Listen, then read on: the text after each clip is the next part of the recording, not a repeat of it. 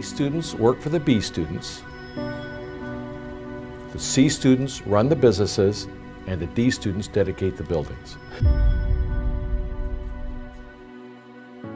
There's no need even to have a college degree at all, or even high school.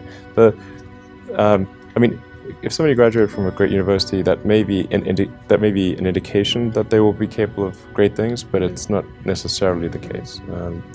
You know, if you look at, say, people like Bill Gates or Larry Ellison, Steve Jobs, these guys didn't graduate from college.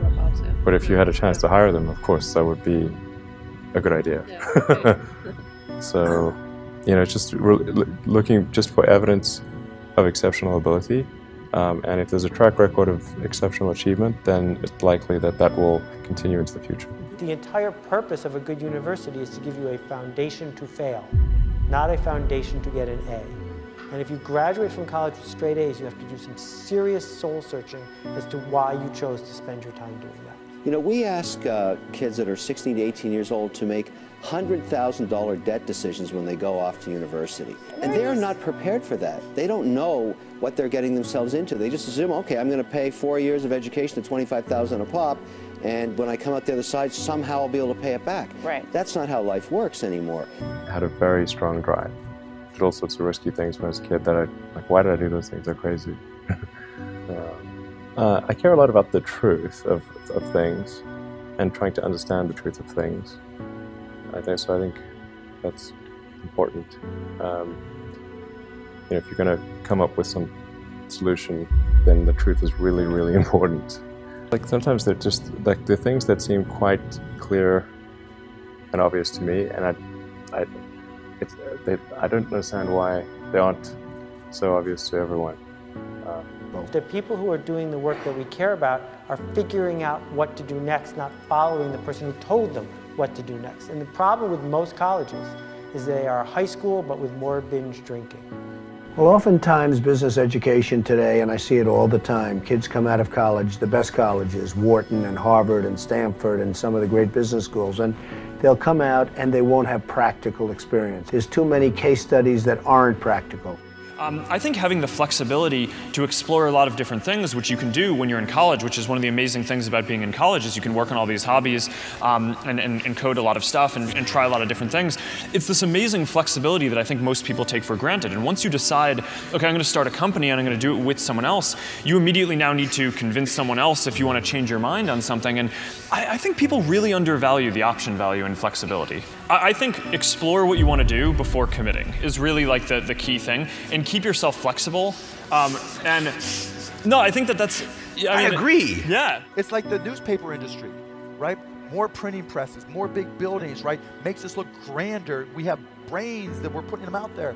There's a point of diminishing returns in terms of what it's worth for a college education and how much debt you're willing to saddle yourself with. You walk into a boardroom with a bunch of guys in suits who all went to college, you're fine. Yeah, I mean, because they read a bunch of words. I've lived a bunch of life. Well, that's true. Their law degree doesn't intimidate you, in other words.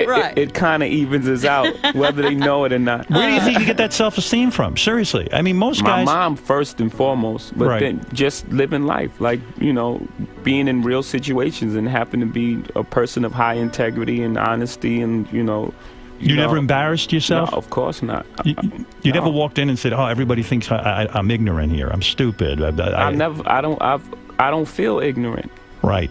You know, I don't. Right. I felt like I came up in a situation, or a time, you know, where I wasn't afforded certain opportunities, and if afforded opportunities, I could be Oprah. I could be Bill Gates. I could be Warren Buffett. In my experience in business, there is very little difference, if any, between a very high-priced business education and what's available for a lot less money. I went to the University of Nebraska at Lincoln my last year in college. I went to Wharton for a couple of years before that. I learned just as much at the University of Nebraska as I did at Wharton. You need to be prodded in the right direction, but an awful lot of it is self-taught. It isn't necessary to pay $30,000 or $35,000 a year to go to some big name school to get the education at all. I mean, if you're going to learn accounting, which is probably the most important course you'd take in business, if you're going to learn accounting, you can learn accounting absolutely as well, in my view, going to UNO as going to Harvard. I mean, I see, I'd bet on that. And so I wouldn't run up huge bills. And education is very good at training people to do the same things that we've done over and over again. And I think there's always a question what the nature of the educational good is. You know, you can say it's an investment good, where you're investing in the future. You can say it's a consumption good, like college is a 4-year party. You know, I think most of the parents and students think of it actually as an insurance policy, where you're buying this really ever more expensive insurance so that the students don't fall through the really big cracks in our society, and we should be asking some big questions why the insurance costs are going up and up like that. And if you were the president of Harvard or Stanford, if you wanted to get a lynch mob of students, alumni, faculty to come after you and try to lynch you, what you should say is something like this. You know, we live in this much larger, more global world. We offer a great education to everybody, and so we're going to double or triple our enrollment over the next 15 to 20 years.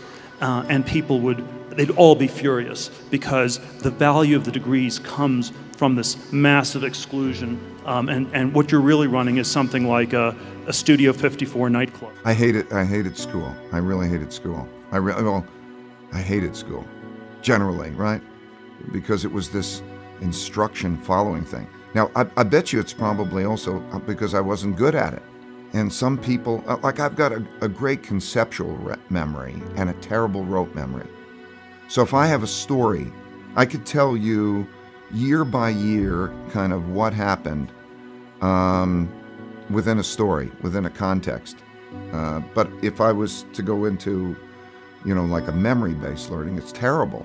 I have a terrible rote memory. Ego barrier is the worst thing. And if we were raised differently, just imagine in the schools that all along that people will always say, everybody makes mistakes. Everybody has weaknesses. The key is really to understand what your mistakes and weaknesses are so that you can learn from them, right? I think punishment is a terrible concept. Punishment means that you made a mistake and you're being punished. I think instead of punishment, every time somebody makes a mistake, you should say the only thing that you need to do to get out of your punishment is first think, what kind of mistake was that? So if I'm in a situation that's like that again, how would I deal with it differently not to make that mistake? So that learning should come from the mistake, not punishment, because you're teaching people not to make mistakes. Where's where the learning comes from, not the appreciation that if you keep doing this over and over again, you're going to keep encountering the same outcomes. I mean, it's actually kind of funny, you know, if you think of like what is education, like you're basically downloading data and algorithms into your brain, and it's actually amazingly bad in conventional education, because like it shouldn't be like this huge chore. You've got you know, someone standing up there kind of lecturing at people, and they've done the same lecture 20 years in a row, and they're not very excited about it. And in fact, I think a lot of things people learn, probably there's no point in learning them, because they never use them in the future. Because a lot of kids just in school kind of puzzled as to why they're there. I loved the time that I spent in college. I wish I could have gotten more time. I did not choose to leave. I just happened to build Facebook, and it kind of made me leave. But if I had the opportunity to learn for 2 more years in college, I mean, college is this magical time, right, where you get to explore different interests and focus on different things, and meet great people, and that is not something that I would have wanted to have given up. And if I could have magically if I could have done Facebook in my senior year, I would have done that. Or after I left, I would have done that, and I wish I could have stayed in college. But, and of course, there's no doubt, I mean, there's a lot of research that shows that, you know, having a bachelor degree absolutely does help increase your job potential, your earnings potential, all that. So, yeah, I mean, look, I mean, it's kind of crazy for, you know, I'm not necessarily the best spokesperson for this message, but like, unless there's a really, really good reason to leave college, you really should finish college. A lot of people follow. A lot of people are followers. Generally, if not, we'd have problems. We have too many entrepreneurs. We have too many successful people. Like, look how many people go through business classes. If everything you needed was in that actual business class, in that book, it'd be too many successful business people. Right. How many people graduate? Matter of fact, the professor wouldn't have the time to sit there and teach you. That knows this book damn near verbatim, page by page, he knows it, right? Because he'd be an entrepreneur. Yeah, he's too busy.